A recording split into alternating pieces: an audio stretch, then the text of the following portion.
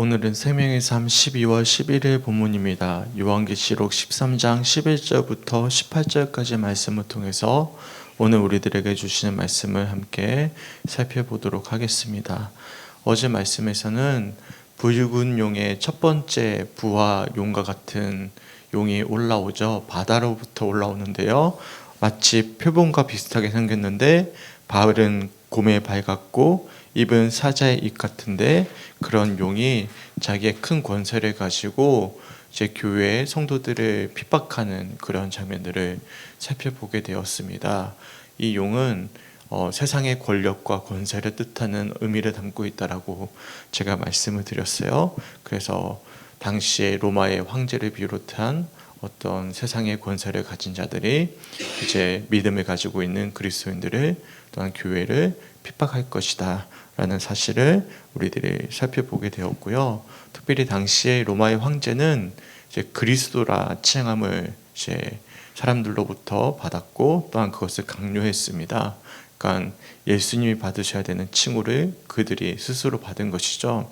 그것을 요구하고 숭배하지 않으면 이제 박해하고, 심지어 수많은 그리스도인들이 그것 때문에 순교했다라는 것 다 알고 계시지 않겠습니까?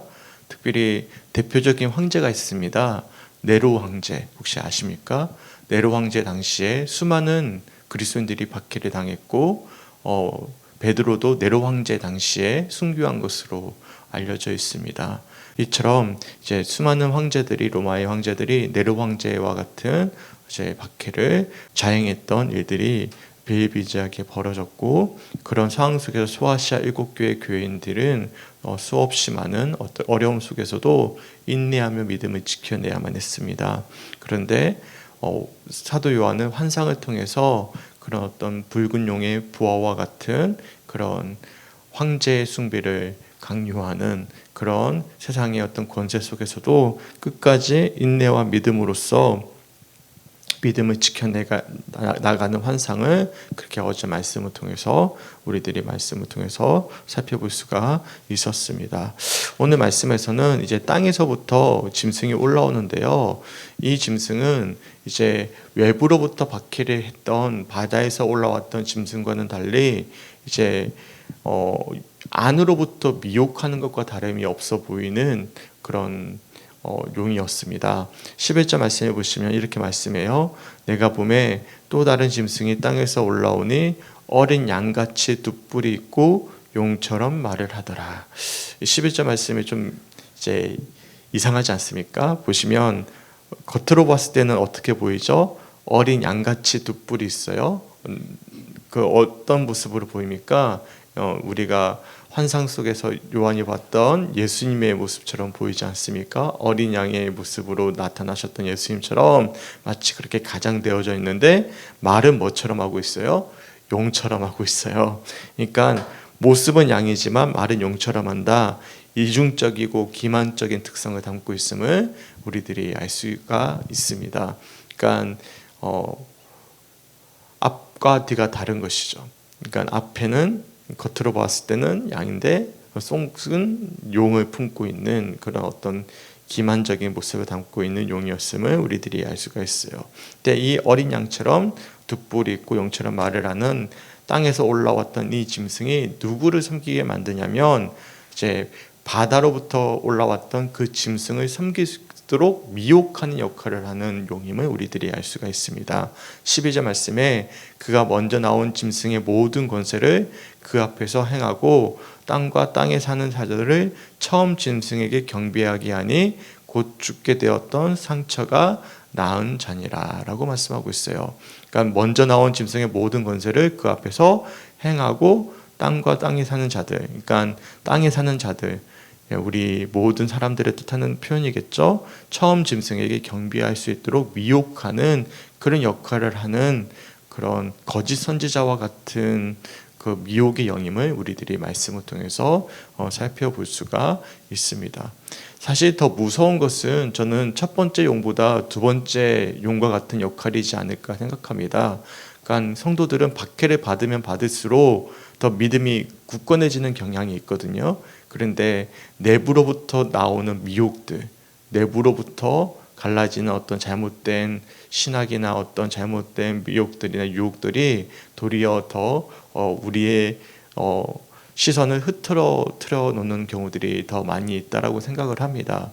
제가 어제 말씀에 있어서 제가 권세라는 것, 그러니까 첫 번째 바다로부터 올라왔던 이 용과 같은 권세를 가진 지금 이 시대의 어떤 우리를 핍박하는 것은 무엇일까라고 제가 말씀드리지 않았습니까? 근데 제가 조금 말실수를 했는데요. 자유민주주의가 아니라 민주주의가 적이 아니고요. 자본주의요. 네, 오해하지 마세요. 제가 아내가 이야기해 주더라고요. 잘못 말한 것 같아. 민주주의 아니야. 자본주의 말하는 거 잘못 말한 거 아니야. 그러니까 민주주의는 지켜야죠. 자본주의요. 자본주의요. 그러니까 돈이 문제거든요. 예, 돈이 황제와 같은 역할을 하고 있지 않겠습니까?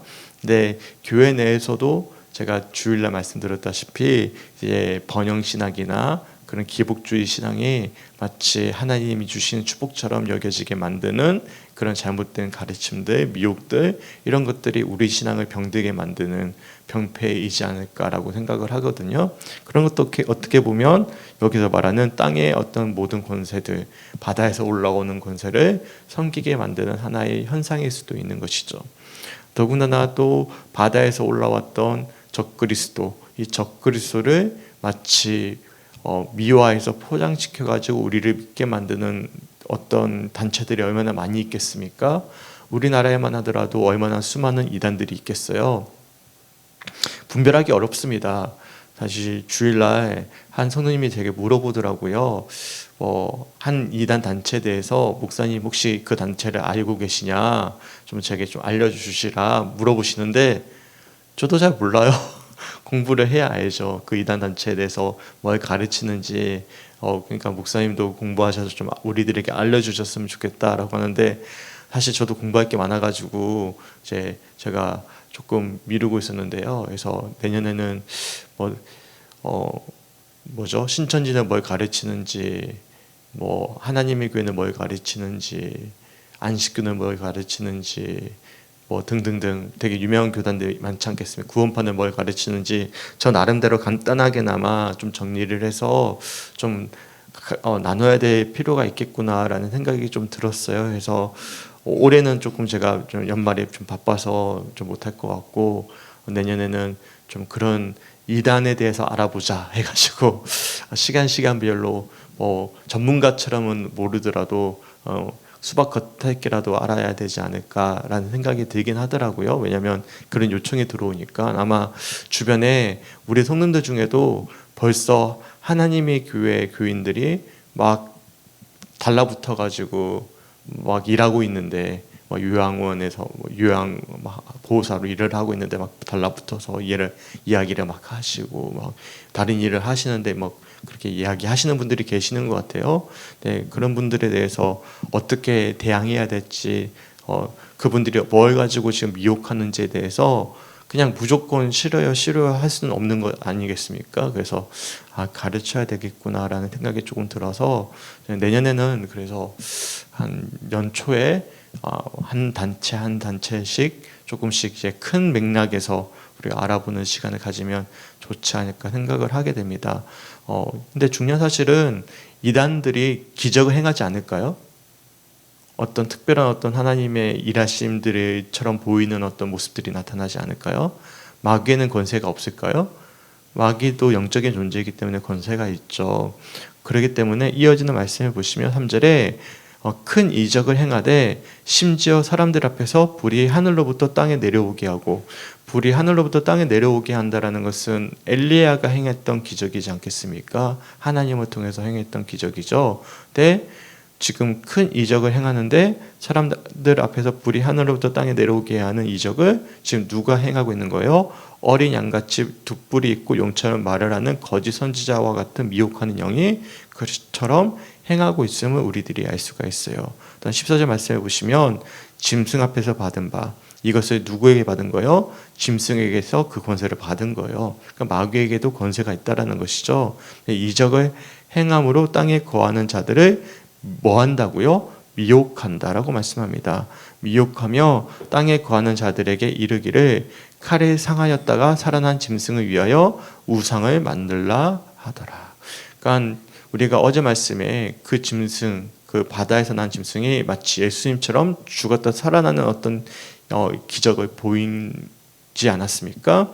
그 짐승을 위하여 뭘 만들라고 이야기합니까? 우상을 만들라라고 이야기합니다. 중요한 사실 하나 있습니다. 우리가 건강한 단체인지 아닌지를 분명하게 알 수 있는 것 하나가 있어요. 그건 무엇이냐면 이단은요 반드시 누군가가 도드라지게 예수님 같은 역할을 하는 자가 있다라는 사실입니다. 신천지는 누구죠? 이만희. 구원파는 누구죠? 박옥수. 통일교는 누구죠? 문선명 등등등 이제 예수님과 같은 거의 비슷한 역할을 하는 재림주라고 이야기하는 역할의 사람이 있는 거예요. 하나님의 교회는 누구죠? 안산홍, 장길차 등등등 이렇게 예수님을 대체할 수 있을 만큼의 위치에 있는 사람들이 있는 거예요. 그들은 이제 겉으로는 이제 자신들이 어떤 목회자라고 이야기하겠지만 안에서는 교리적으로는 재림주라고 이야기를 하거든요. 근데 우상을 만들어 버리는 거예요. 근데 이것은 교회 내도 마찬가지입니다. 교회 내에서도 어떤 경우들이 있냐면 이제 목회자가 우상화가 되는 경우들이 있죠. 대형 교회화 되어질수록 그런 경우가 많은데 저는 그것도 사실 말은 건강한 교회이지만 전통 교단이라고 하지만 그것도 또 여기서 보면 말하면 잘못된 모습일 수 있다는 사실을 기억하셨으면 좋겠어요. 예를 든다면 감리교를 칠게요. 감리교를 치면 금남교회 하면 김홍도 그런 식으로 돼버리면 이제 이건 문제가 생기는 거라고 생각을 하거든요. 네. 어떤 교회 누군가가 신성화되고 우상화된다. 그러면 교회는 병들기 시작한다는 것 우리가 기억하셨으면 좋겠습니다. 목회자는 목회자일 뿐입니다. 그러니까 목회자나 전도사나 우리는 위에 있는 사람이 아니에요. 가장 아래에 있는 사람이에요. 섬기는 자고 같은 신분입니다. 그러니까 가르치는 하나님의 어떤 똑같은 왕 같은 제사장으로서의 같은 존재입니다. 우리에게 주어진 역할이 다를 뿐이지 우리가 상하관계로 보시면 절대 안 된다라는 것 반드시 기억하셨으면 좋겠습니다. 특별히 목회를 하실 분들 또한 목회를 이제 하고 계시는 분들 또한 목회를 꿈꾸고 계시는 분들 우리 교회 다 계시는데요. 똑같이 말씀을 드리는데 목회자는 누군가에게 군림하는 사람이 아니라 똑같은 사람이에요. 똑같은 예수님 앞에서 똑같은 사람이지 맡은 역할이 다를 뿐입니다. 직분은 상하관계가 아니에요. 오직 대제사장이신 예수님 앞에서 평등하다는 사실을 기억하시고 도리어 직분을 가지면 가질수록 더 낮은 자의 자세로서 섬기고자 하는 그런 자세가 아닌다면 우리는 어느 순간 내가 스스로 우상화가 되어져 있다는 사실을 기억하셨으면 좋겠습니다. 여하튼 조금 말이 세긴 했지만 이제 미혹한다는 사실을 기억하셨으면 좋겠어요. 또한 15절 말씀에 이렇게 말씀해요. 그가 권세를 받아 그 짐승의 우상에게 생기를 주어 그 짐승의 우상으로 말하게 하고 또 짐승의 우상에게 경배하지 아니하는 자는 몇이든지 다 죽이게 하더라. 그러니까 권세를 받는 거예요. 그러니까 짐승의 권세를 받아서 우상에게 생기를 주어 우상이 움직이는 것이죠. 그러니까 그 우상에게 마치 예수님이 부활한 것 같은 어떤 그런 활력이 나타나고 그런 어떤 기적들, 이사들이 나타나는 것이죠. 심지어 누군가를 죽이기도 하는 거예요. 근데 예수님의 어떤 사역 중에 누군가를 죽이는 사역은 있었습니까?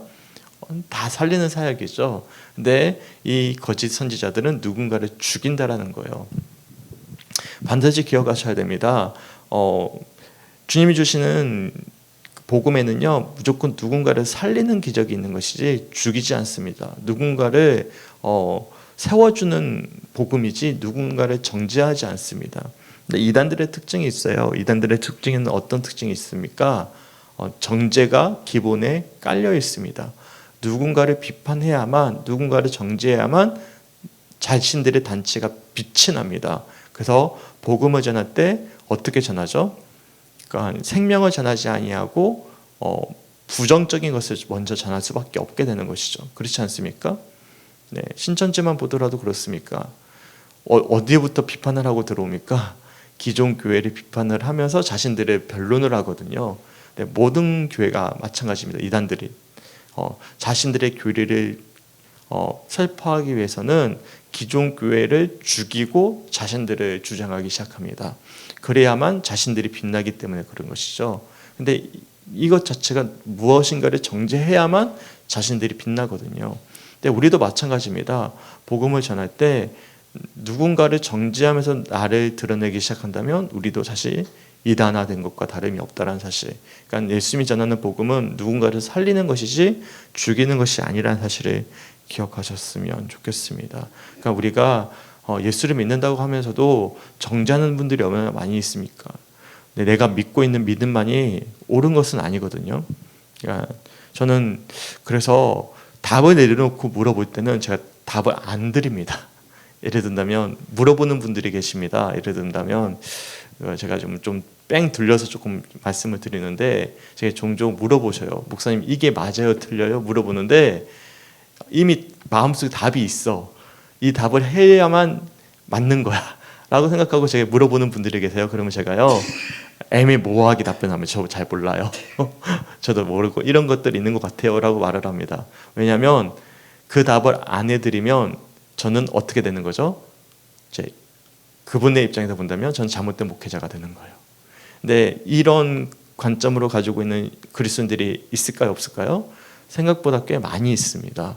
근데 내가 알고 있는 신앙이 전부일까요? 아니거든요. 네, 이거 반드시 우리가 기억해야 됩니다. 아니면 우리도 미혹되어져 있는 거예요. 어디에 미혹되어져 있는 거예요? 알량한 내 지식과 내가 알고 있는 알량한 신학에 미혹되어져 있는 것입니다. 그럼 그건 이단일까 이단이 아닐까요? 나는 스스로 전통이라고 생각하지만 그것도 또 다른 이단이라고 저는 생각을 합니다.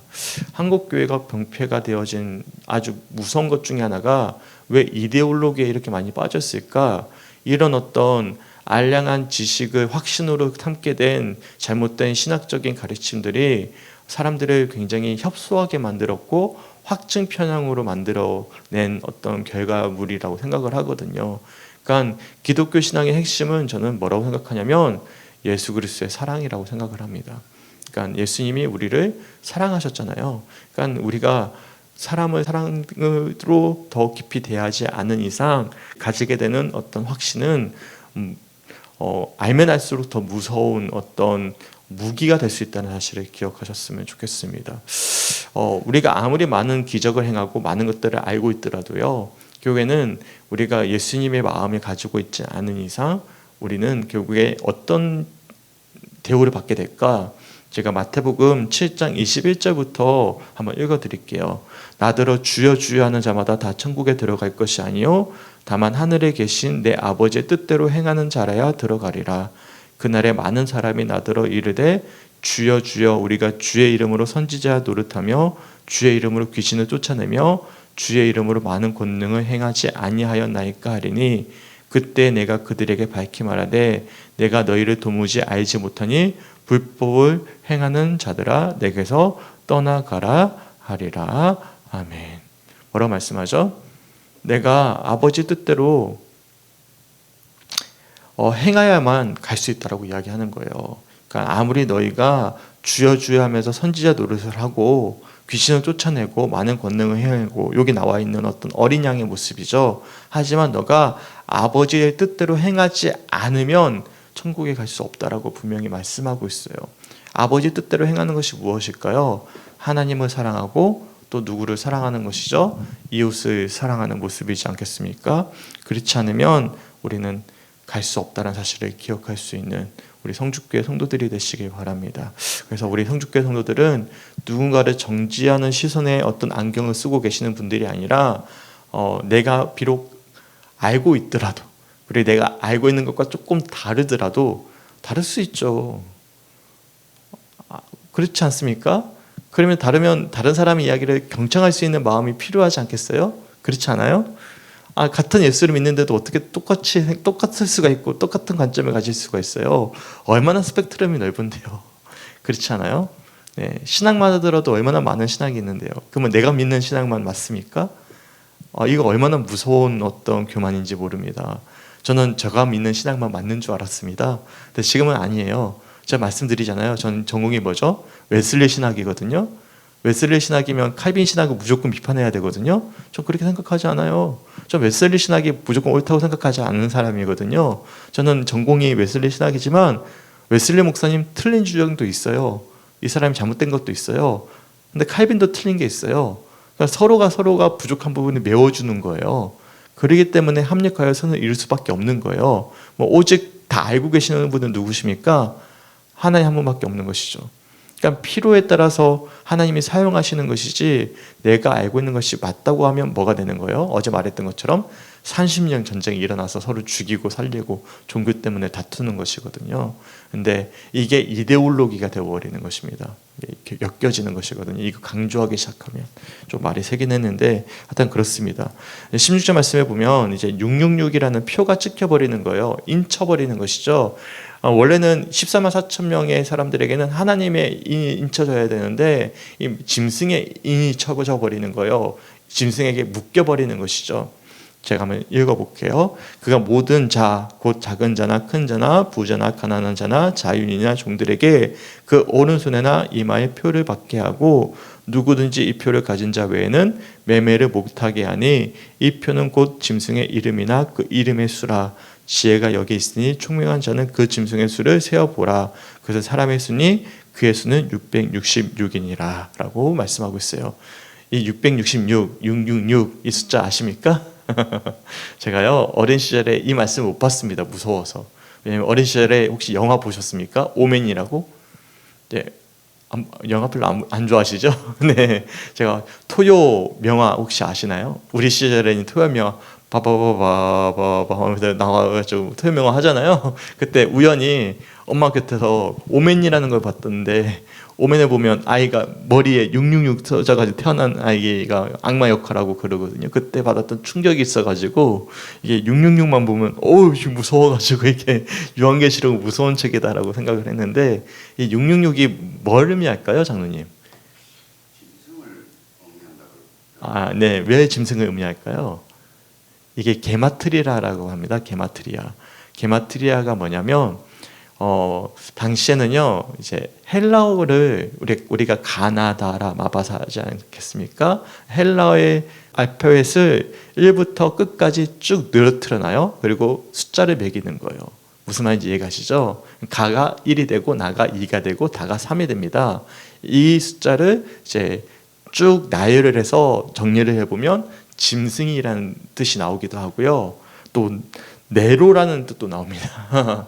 네, 예를 든다면 그런 뜻도 나오고요. 그래서 이 666이라는 것이 그렇게 학자들이 게마트리아로 많이 풀어내요. 그래서 짐승이라는 뜻이 나오는 이유가 이제 헬라어 숫자, 히브리어 숫자를 나열해 가지고 이 조합으로 우리가 보는 것이거든요. 그래서 흔히 말하면 게마트리아는 당시에는 자주 사용되어지는 어떤 문자 표현 방법이었거든요. 그래서 666이라는 것이 진짜 우리가 생각하는 어떤 오멘에 나오는 666 어떤 상징적인 숫자 14만 4천 명과 같이 그런 숫자가 아니라 게마트리아에서 이야기하는 짐승, 뭐 적그리스도 아니면 뭐 조금 더 나아가는 어떤 학자들은 네로 이렇게 이야기하기도 하는데요. 이 네로라는 어떤 특별한 인물을 지칭하는 것이 아니라 네로처럼 그리스도인들을 박해했던 적그리스도와 같은 인물을 뜻하는 표현이죠. 그러니까 너희들이 하나님께 속한 자들이 아니라 짐승에게 얽매인 것과 다름이 없이 인쳐졌다라고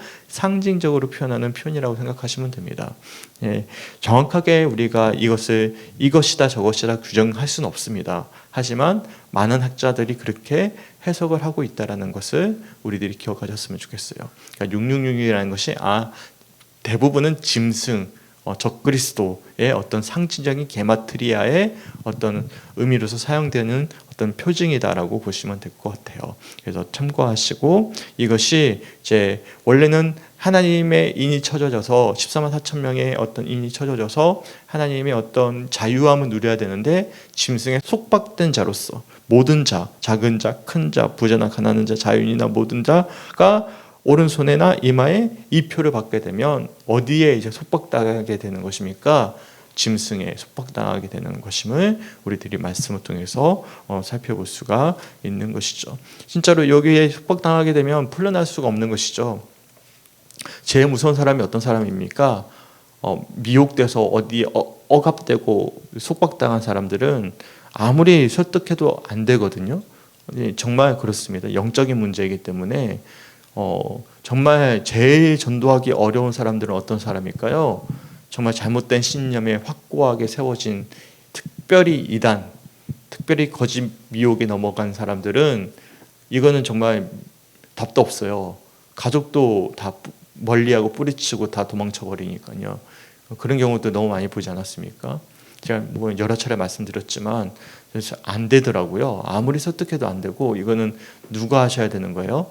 하나님이 하실 수밖에 없는 일이 돼버려요. 인간의 영역을 넘어버리는 어떤 경우들을 보게 되는데, 그렇기 때문에 우리가 미혹당하지 않기를 소망하면서 우리가 이런 어떤 밖에서 오는 바다에서 올라온 짐승의 박해도 무섭지만 더 무서운 것은 어쩌면 이처럼 어린 양처럼 보이는 아주 예수님처럼 가장되어졌지만 속에는 용의 말을 하고 있는 무서운 미혹의 영, 이 미혹의 영을 주의할 수 있는 성주교회 성도들이 되시기 바라고, 혹여나 미혹되지 않더라도 마치 나는 어린 양인데 그리스도인인데 말은 용처럼 하고 계시는 분들이 계십니까?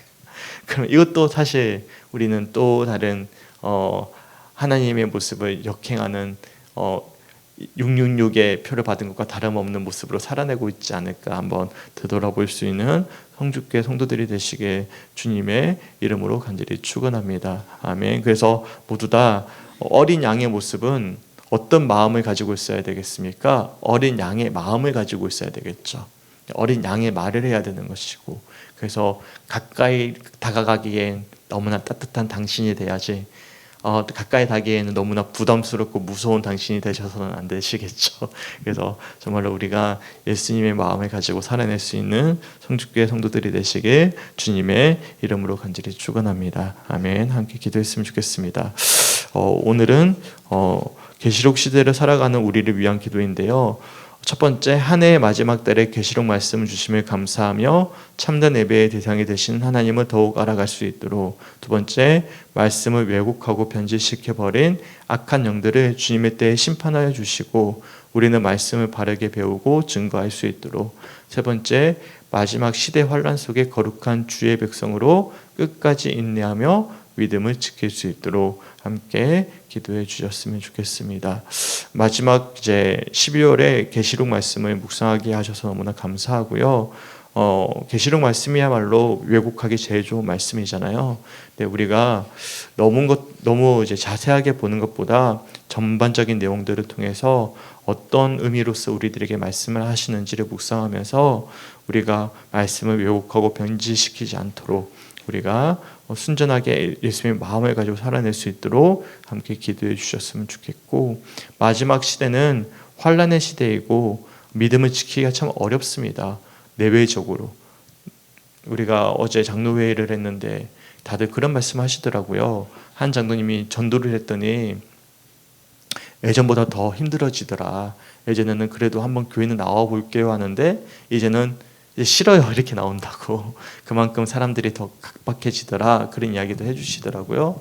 근데 그것도 힘든데 이제는 내부적으로도 힘들잖아요.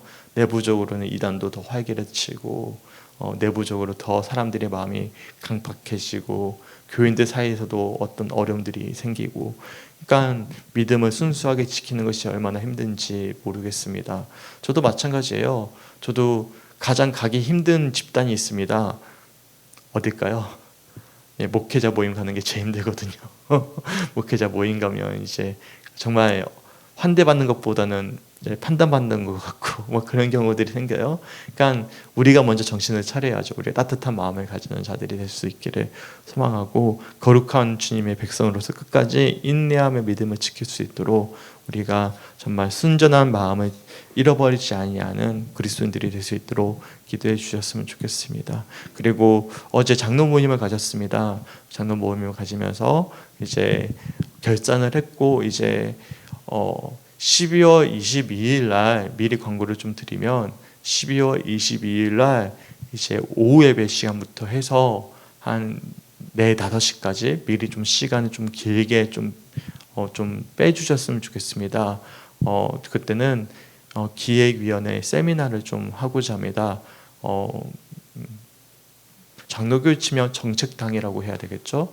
그런 식으로 온 교회 성도들을 대상으로 할 겁니다. 그래서 10년 새로운 2025년 10년을 내다보는 큰 비전을 가지고 좀 우리가 함께 그려보는 그런 시간을 함께 서로 상담하듯이, 그러니까 일방적인 어떤 소통이 아니라 우리가 대담을 하듯이 좀 이제 시간을 좀 가지고자 하는데요. 참고해 주시고 그를 위해서 기도해 주셨으면 좋겠습니다. 그 끝나고 마지막 주일날 당회를 하도록 하겠습니다. 참고해 주시고 당회를 하고 이제 당회 끝나면 1월달에 구역회는 1월달에 이게 하도록 하겠습니다.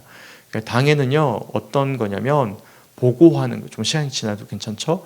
당회는 이제 1년 결산한 것을 보고하는 거고 구역회는 이제 예산을 이제 확인받는 겁니다. 조금 달라요 장로교하고. 네. 참고해 주시고, 근데 올해는 상관이 없는 게 아마 올해는 감리사님이 안 오실 확률이 높아요. 네, 보통은 구역회는 감리사님이 하는데 1년은 감리사님이 오시고 두 번째 해 감리사님께 2년이거든요. 2년째는 담임 목사에게 위임을 하는 경우들이 많거든요. 근데 감리사님이 욕심이 있으시면 오실 텐데 아마 저에게 위임을 하실 거예요. 그러면 우리가 스스로 그냥 하면 될 것 같긴 한데 참고해 주시고, 하여튼 우리가 은혜로운 어떤 당회와 구역회가 될 수 있도록 교회를 위해서도 기도해 주셨으면 좋겠습니다. 12월 22일 날 미리 조금 일정을 미리 빼주셔서 조금 4시, 5시 조금 길게 우리가 정책 당회를 해서 교회 미래를 함께 그려보는 그런 시간을 가지도록 하겠습니다. 우리 함께 기도했으면 좋겠습니다. 하나님 너무나 감사합니다. 주님 은혜 가운데 함께 하시고 붙잡아 주셔서 오늘 말씀을 통해서 박해가 무섭지만 외부로부터 올라온 이 바다의 어떤 용의 박해가 무섭지만 더 무서운 것은 땅에서 올라온 어린 양처럼 보이는 용의 그 강규와 유혹의 영이 얼마나 무서운지를 말씀을 통해서 보게 됩니다. 그 용이, 그 어린 양처럼 보이는 순전해 보이는 용이 우리의 신앙을 흔들어 놓고 미혹한다는 사실 우리가 기억하게 하시고 영적으로 우리가 분별하게 하시며 정말 우리가 예수님의 마음으로 살아낼 수 있기를 결단할 수 있는 우리 성주교회 성도들의 오늘 하루의 묵상이 될 수 있도록 주님 인도하여 주시옵소서. 눈에 보이는 현상과 또한 어떤 결과에 우리가 흔들리지 않게 하시고 정말로 그들이 어떤 마음을 가지고 어떤 아버지 신앙을 가지고 어떤 시선을 가지고 바라보고 있는지 우리가 분별케 하여 주셔서 우리 역시도 혹여나 누군가를 정죄하며 죽이고자 하는, 판단하고자 하는 시선으로 우리의 믿음의 여정을 걷고 있지는 않은지를 되돌아보게 하시며 또한 예수님의 사랑과 은혜로서 살아낼 수 있는 우리 성주교회 성도들이 될 수 있도록 주님 인도하여 주시옵소서. 또한 아버지 오늘 주시는 말씀을 통해서 하나님 우리 역시 정말로 순전한 이 그리스도인들이 되어지기 간절히 소망합니다. 정말로 주님의 뜻을 행하는 자들이 될 수 있도록 주님 인도하여 주시옵소서. 계시록의 시대를 살아가는 것이 참 어렵음을 고백합니다. 외부로부터 오는 박해와 미혹을 분별하는 것이 참 어렵습니다. 주여 우리들에게 분별력을 주시고 믿음을 주시고 하나님 그래서 굳건한 반석 위에 세워져 갈 수 있는 성주교회 성도들이 될 수 있도록 인도하여 주시옵소서. 특별히 오늘 수요예배가 있습니다. 수요예배 가운데 우리 성도님들 많이 올 수 있도록 인도하여 주시고 오늘 레미제라블 영화를 통해서 함께 은혜를 나눌 때 온 세상 가운데 숨겨져 있는 악의 세력들이 얼마나 우리를 많이 미혹하고 힘겹게 하는지를 영화를 통해서 또한 되돌아볼 수 있는 시간 될 수 있도록 주님 인도하여 주시옵소서.